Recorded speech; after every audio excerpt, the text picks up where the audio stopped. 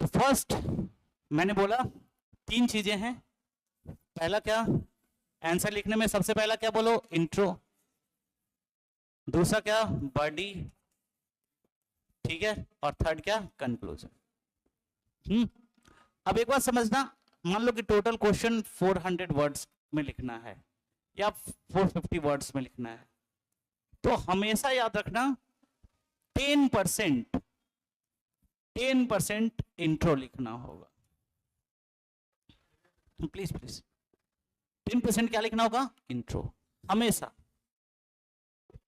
या मैक्सिमम 15%, लेकिन मैं बोलूंगा कि आप 10% तक लिखो। जैसे 450 वर्ड्स में लिखना है तो 45 वर्ड्स 50 वर्ड्स तक आप क्या लिखोगे, इंट्रो लिखोगे।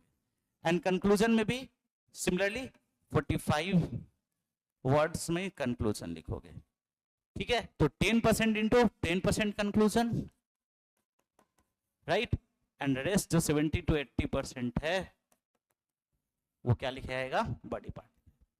तो 3 पार्ट हो गया, इंट्रोडक्शन, बॉडी, कंक्लूजन। इसमें हमेशा आप लोग की कॉपी मैंने देखा था, है ना, उसमें क्या था कि सबने आधा आधा पेज तो इंट्रोडक्शन लिखा हुआ था, है ना, बहुत सारे स्टूडेंट्स ने आधा आधा पेज तक इंट्रोडक्शन लिखा हुआ था, ठीक है।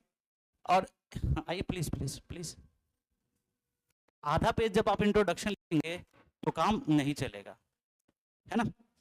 आधा पेज इंट्रोडक्शन लिखेंगे तो काम नहीं चलेगा। हमेशा इंट्रोडक्शन कितना परसेंट बोलो, introduction 10%, body part 70 to 80% and conclusion again 10%। तो अब तो पहले समझ लो कि इंट्रोडक्शन होता क्या है ना, क्योंकि बहुत सारे लोगों का मतलब, इंट्रोडक्शन का मतलब क्या होता है भाई लोग, आप लोग ने लिखा है बहुत सारे आंसर, कोई बताएगा मुझे इंट्रोडक्शन का मतलब क्या होता है, प्लीज।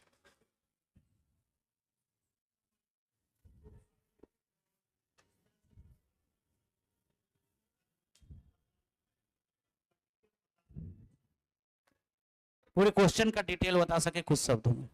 हाँ सर, आप क्या बोलना चाह रहे थे बताइए, प्लीज बैठ जाइए प्लीज। हाँ, आप कुछ बोल रहे थे, हाँ क्या बोल रहे थे, आवाज नहीं आ रहा मेरे बिल्कुल भी। अच्छा, सेम बात बोल रहे थे आप लोग में से कोई। हाँ सर प्लीज, क्वेश्चन के कीवर्ड को डिफाइन करना। आप बता रहे थे सर, क्या बता रहे थे, क्वेश्चन में क्या करना चाह रहे वो तो यहाँ नहीं लिखा है। हाँ सर प्लीज, वो भूमिका तो इंट्रोडक्शन में भूमिका एक ही बात है, उसका हिंदी हो गया कि मतलब इंट्रोडक्शन का मतलब क्या होता है। इन्होंने बड़ा अच्छा बात बोला, कीवर्ड के बारे में बताना, सबसे सटीक बोला है इन्होंने कि क्वेश्चन के किस चीज को बताना, बोलो कीवर्ड को बताना। कीवर्ड पहले आपको समझाते हैं इंट्रोडक्शन होता क्या है, ठीक है। आज के बाद आपको इंट्रोडक्शन पूरे बेहतर तरीके से समझ में आ जाएगा।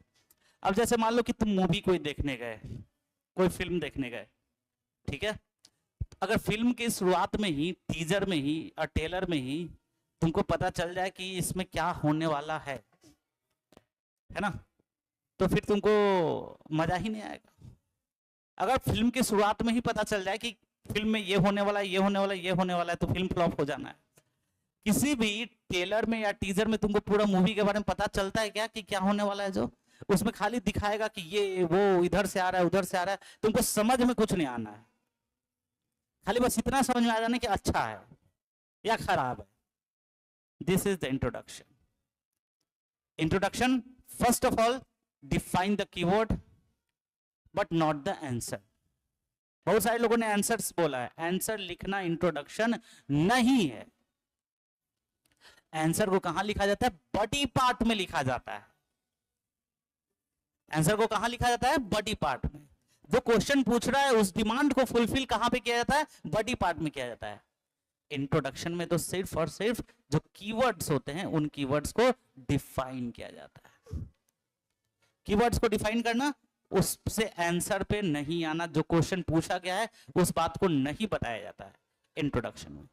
आई होप आप लोग को यहां तक समझ में आ रहा होगा। और इंट्रोडक्शन लिखने के भी कई सारे तरीके हैं, उन तरीकों के बारे में मैं चर्चा करूंगा।